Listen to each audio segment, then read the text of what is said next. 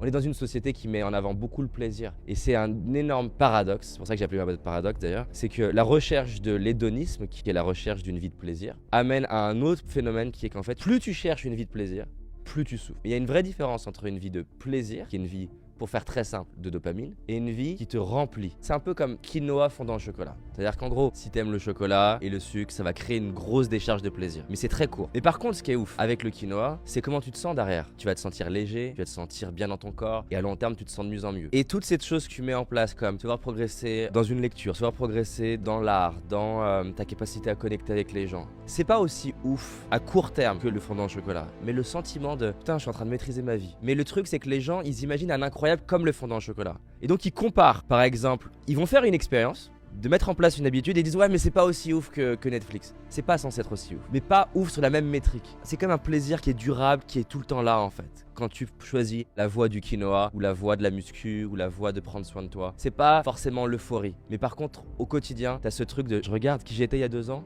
Waouh, j'ai progressé. Putain, j'ai des nouveaux amis depuis. Ça m'ouvre à des portes que j'avais pas. Et ça, c'est dingue.